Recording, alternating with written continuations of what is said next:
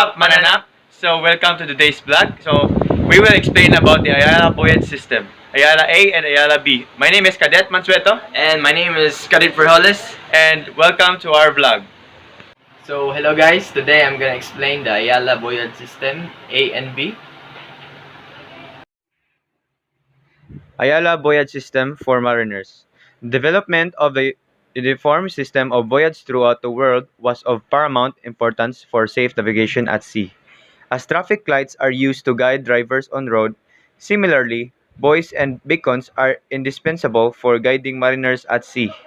Imagine what would happen if more than one buoy system was in use around the world. Different buoyage systems means different rules. In complete conflict with one another, it would cause confusion and lead to accidents.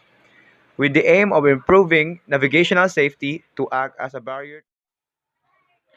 In total, there are 6 types of lateral buoys, including port hand buoys, starboard hand buoys, port bifurcation buoys, starboard bifurcation buoys, fairway buoys, and lastly, the isolated danger marks. So thank you for watching in our vlog, and please put a like and subscribe. So bye bye.